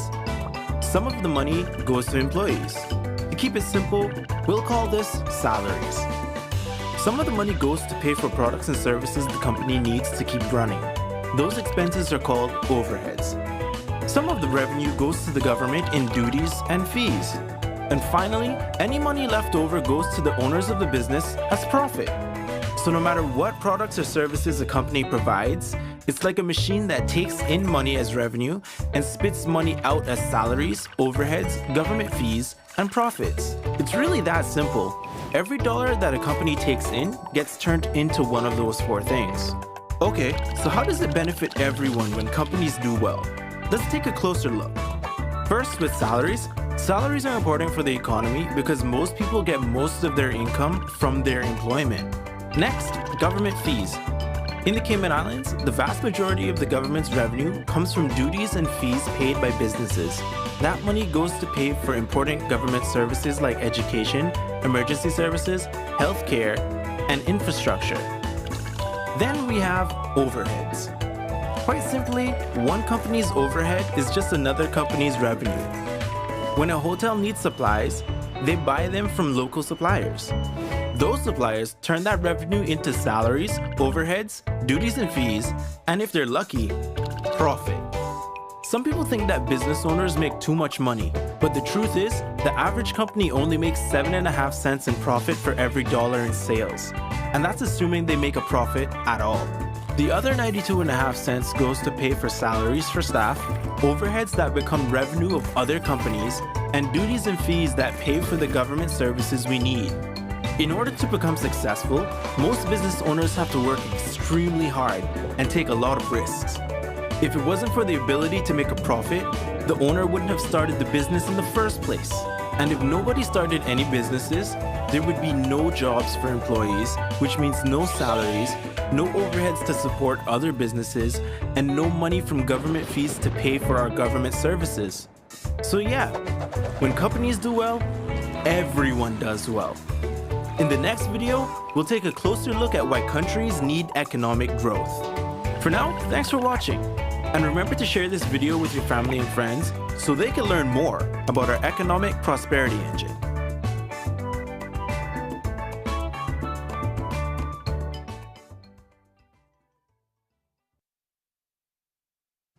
Welcome back to the Chamber of Commerce Candidates Forum for Georgetown West. We reached the stage where the final round of questions, and I'll turn this one over to Vice President Mrs. Dilbert. Thank you, Will. We're going to start off the questions with Ms. McGaw-Lumsden. It's going to be on cost of living. The cost of living ranked as the top issue for respondents in the most recent Chamber Public Survey. What additional strategies would you propose to address this issue beyond the ones you've already touched on? Yes, I would have to say, in Georgetown West and the Wild Cayman Islands, cost of living is on everyone's mind, and it's something that needs to be addressed. I think, honestly, Nelson, how we can alleviate the cost of living or help with the cost of living in the Cayman Islands. And let me please be specific with certain things.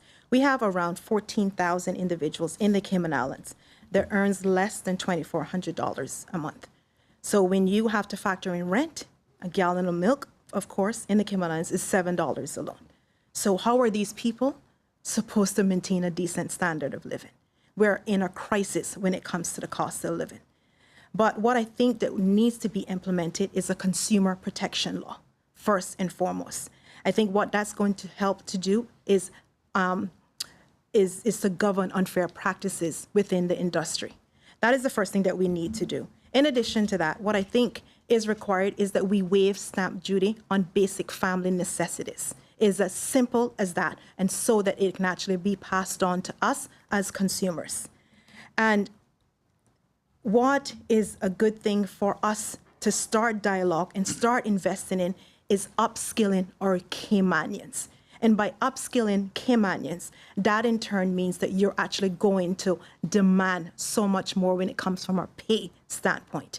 And so if we upskill them, empower them, uptrain them, whatever is required in order for them to actually be better employees, that is what is needed at this time. And so that they actually can help, have more income into their pockets, and they wouldn't have to be at that level where they're earning $6 per hour. They can actually put themselves in so much better positions for themselves and their families. Thank you. Mr. Solomon? Again, I'm compelled to cover some ground, but if you look at the compendium of statistics from the ESO, they will show you that the top three things in terms of the cost of living is number one, housing and utilities, and the second one is going to be transportation, and the other one is food. Address those three issues according to the Economic and Statistics Office, and we've covered the ground. And all of the answers are already there. This government has sat there for 8 years and have failed, for example, in terms of the national energy policy, to just simply go out and make sure that a 12 megabit battery is actually put in CUC so that people can actually get solar panels in their homes. So right now, they'll have to wait until 2022. So if you want to go out right now and buy panels and put $18,000 worth of panel in your house to reduce your electricity to 50, you can't do it until 2022. Complete negligence. I think we need to fix that problem. I talked about the issue about food. I think that we can engage in agriculture. We can free up the locked land in East End. But in addition to that, we can look at getting farms and purchasing them, turnkey operations, and whether it be Honduras, Jamaica, or even parts of the United States. And we make it that the products that are already there, because many of them are already being exported to the United States, that becomes an export product for the Cayman Islands, not for that country, but for us.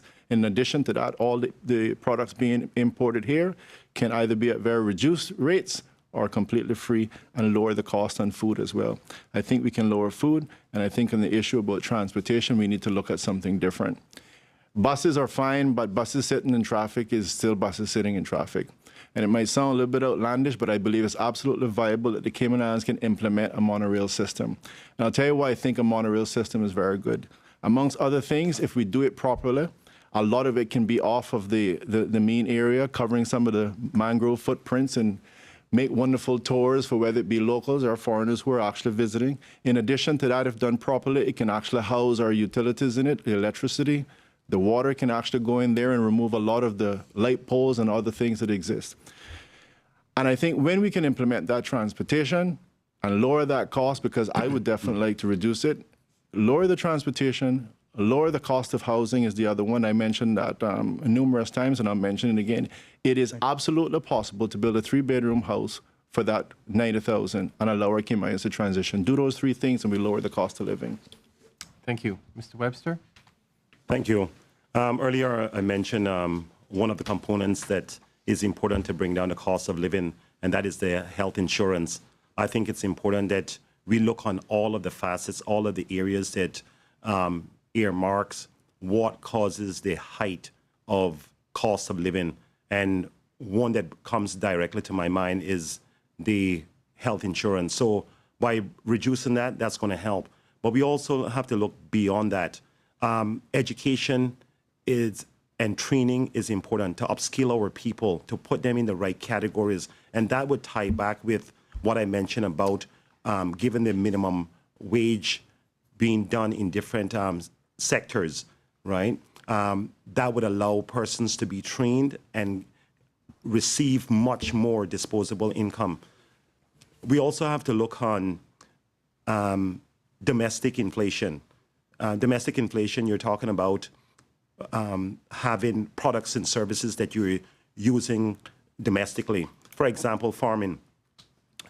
We've been challenged with COVID-19. It was a panic during COVID-19 about the supply of food, but we can produce food here that we could have a substantial amount of food for local consumption. With being a backyard farmer, I understand why the farmers' price are the way it is today, because they have to depend heavily on supply of water. The water we can give concessions on water for those farmers, and I think that will also bring down the cost of these products that we have domestically. Then we also have to think about imported inflation. Imported inflation is the aspect of where the markets of where we're bringing in things. We have to look beyond the U.S. We have to look on different markets, tap into different markets, whether or not it's South America, to be able to bring down the cost of the products. The banks plays an integral role in this whole thing with cost of living. We have to go back to the banks, try to negotiate not only the period of time that we have for those persons, especially in the commercial business. You have like a very short time. We need to get that extended for at least for another 10 years so that the merchants can get a better price and the on retail rental, and the consumers will then benefit from that. So holistically, that would bring down the cost of living. Thank you. Okay, Mr. Solomon, we will look to you for this next question, which actually will be the last question of the evening, to allow you candidates to give your closing statements, and we will finish on schedule. This last question focuses on our youth. And the question is, what do you regard as the top 2 issues facing our youth of today, and how do you intend to address those concerns if elected? Yeah. Again, I think that when it comes to our youth, I definitely see, particularly speaking in Georgetown West, there is an issue about jobs, and I believe it transcends across other constituencies as well. But jobs is a fundamental thing. We have to be able to provide jobs, and I think that there are real opportunities. I mentioned earlier on that I'm fully aware that even in the financial services industry, to pick on them, a lot of jobs are outsourced. Understand that right now in the Cayman Islands, we're #1 in the world for funds. And our funds are being managed by persons whether in India, China, all around the world. And no one can tell me that a lot of our elderly people, but again, to stick on our youth, cannot be properly trained to manage those funds. No one can tell me that our youth can't come in and answer a phone, but we have to have a call center in Asia. There's a lot of opportunities right now, and they need to actually be exploited, because a fundamental thing is about getting them into jobs. I heard him talking the other day about the fact that many of our young persons are actually suffering from depression. Depression, yeah, because depression, you can't find a job. The other one is the whole issue about drugs. And again, I think we need to look at that comprehensively, holistically, because again, that is in large part because of all the other issues that those individuals are having to deal with in their homes. As I mentioned earlier on, financial problems is a fundamental reason for divorce, and it's also a major reason why a lot of our young persons and older persons as well are turning to alcohol and to illicit drugs. Thank you. Thank you. Mr. Webster, same question. Thank you. It goes back to, our youth goes back to education again. And I keep on saying education because we find that education is important for the development of our youth. I also find that the youth programs that are available for some of our youth is not working. And one of the disconnects that we have when it comes to programs are for youth that are between 16 and 18 years of age. Normally you find like soccer or basketball under 16 or under 15, but that is a period where we are lacking certain programs. We need to make sure that we have programs that can be effective for them. But going back to education, the career guidance is lacking within the schools. So even though they're getting an education, those students or the youth are not guided. We have a careers day, but we do not have career guidance to channel them in the right direction. What are the choices?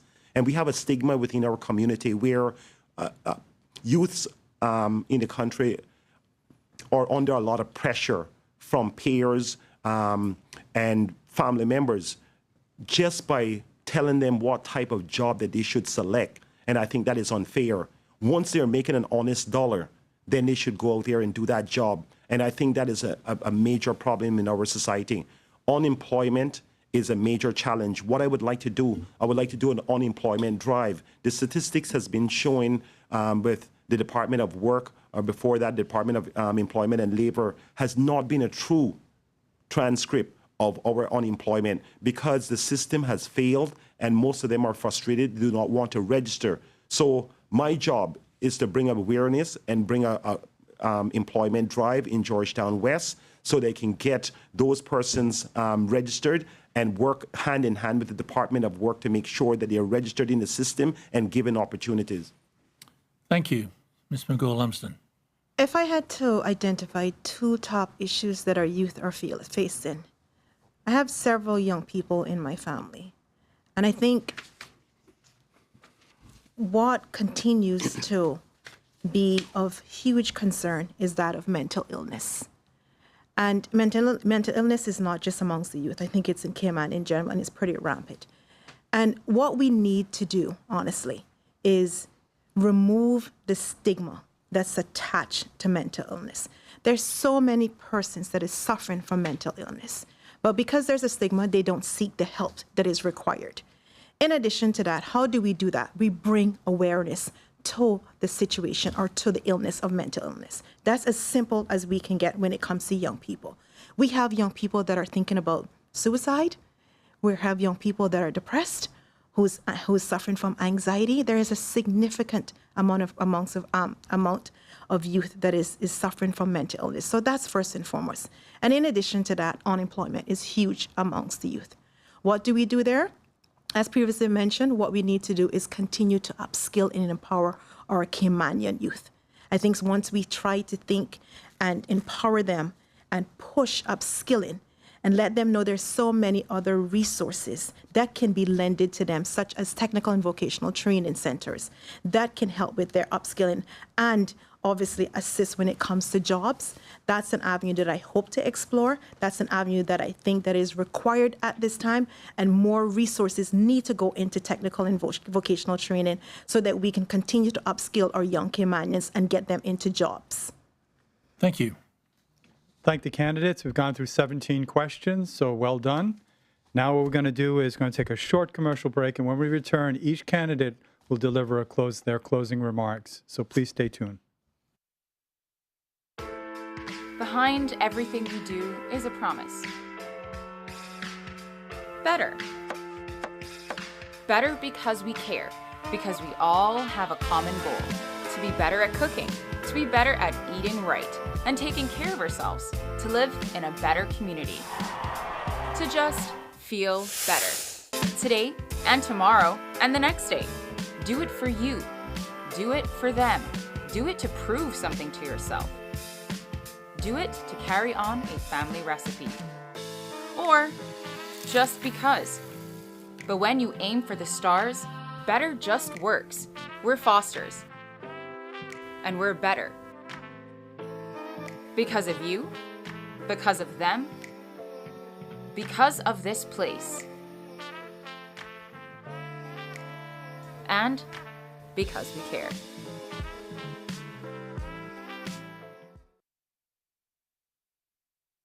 Welcome back to the Chamber of Commerce Candidates Forum for Georgetown West. We've reached the stage in the evening where we have closing remarks from each of our candidates. We're going to begin with the lady on the panel, Perlina McGaul-Lumsden. Ladies and gentlemen, thank you so much. And for the good people of Georgetown West, I implore you during this election cycle that we make a change within government. Make no mistake about it. We are at a crossroads when it comes to the Cayman Islands. Why are we here? That is a very profound question. Because simply put, we have a government that just do not care about ordinary citizens. Who are the ordinary citizens? People like you and me that are Caymanians. We have an environmental crisis. We have a housing crisis. We have a traffic crisis. We have a healthcare crisis. We have a cost of living crisis. We have an unemployment crisis. And what is the government sound of the day? During this election cycle, their COVID success. COVID is a success because of people like you and I. So I implore you, do not buy what they are selling. It is as simple as that. We need to elect leaders, to elect individuals that will stand up for ordinary citizens in this country. We need to continue. And as your MP, I will continue to enrich and look to enrich Caymanian lives.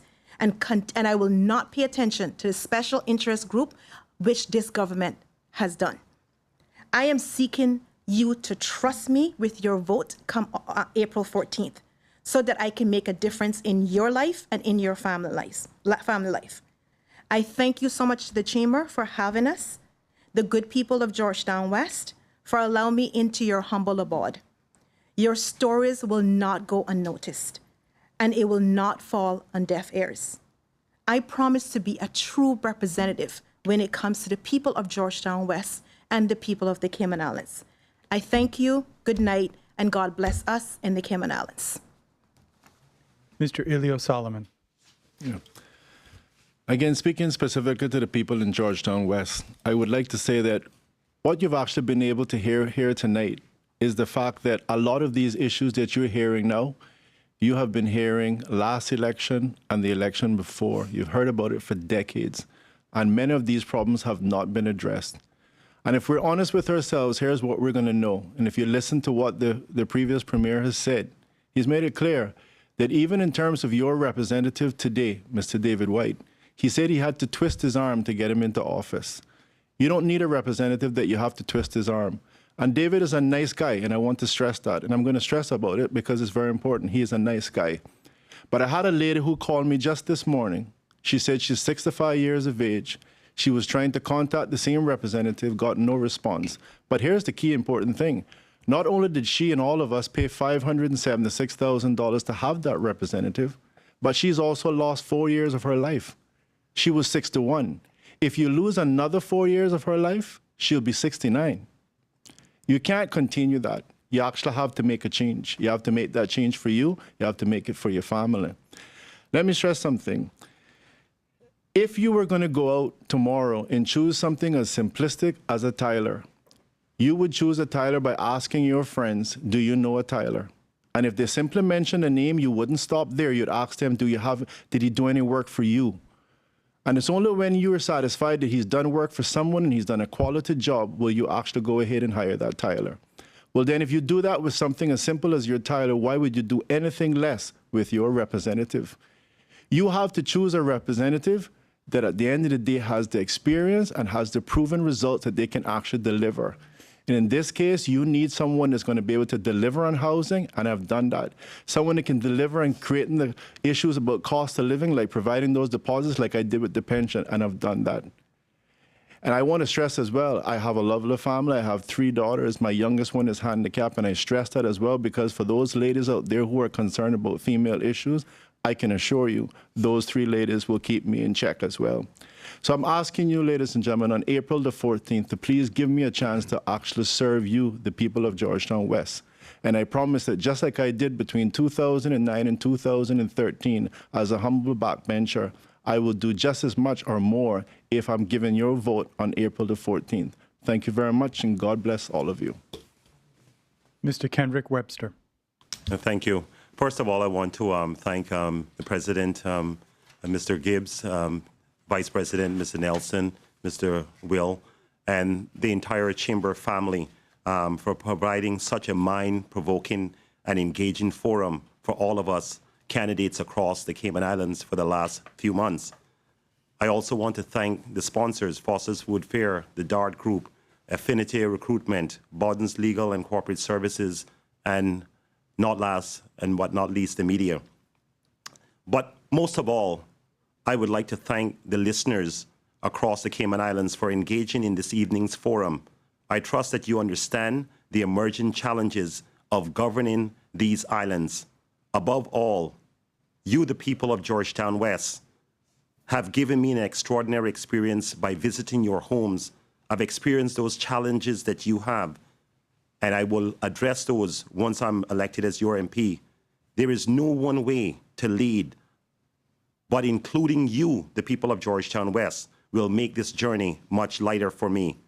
For the past few months, you have heard from other candidates in Georgetown West. You can see that for the past 4 years, there has been little or nothing done by the current incumbent in Georgetown West. I have a different vision for Georgetown West and the wider Cayman Islands community that benefits economic growth, a much better education system, and affordable health care. Georgetown West, you deserve the best. If you give me the opportunity to be your MP, I will always listen to you and be your voice. I will fight each and every day for you and your families. I know that you had many broken promises, and that is why I have made a pledge into my manifesto that I will return to the community on a regular basis. My word is my bond. That is what I live by. So I ask for your humble vote on April 14th. Vote for a candidate who has a proven track record, a candidate that cares about his community. At this point in time, and where we're positioning the Cayman Islands, we need persons that are going to represent you, that truly cares from their heart. And that representative is no other than yours truly, Kenrick Webster. So on April 14th, vote number 3, vote Webster. May God bless you, and may God continue to richly bless these Cayman Islands. Now I'd like to turn over the proceedings to the President of the Chamber, Mike Gibbs, for some closing remarks. Thank you, Will.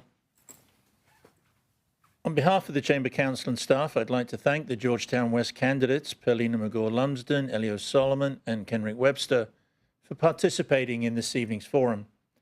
I trust that the forum will help the voters in that constituency to determine who to vote for when you go to the polls on April the 14th. I would also like to thank Foster's for their major sponsorship of the Chamber's candidate forums, as well as Affinity Recruitment, Bodden's Legal and Corporate, and DART. If you're interested in viewing more of the Growth Matters video series that have been playing during tonight's commercial breaks, they can be accessed at growthmatters.ky. Please join us next Tuesday evening, 6th of April, as we welcome Richard Bernard, Emily Ducoup, Frank McField, Roy McTaggart, and Christina Rowlandson from Georgetown East. Thank you for tuning in, and I hope you enjoy the Easter break. Good night.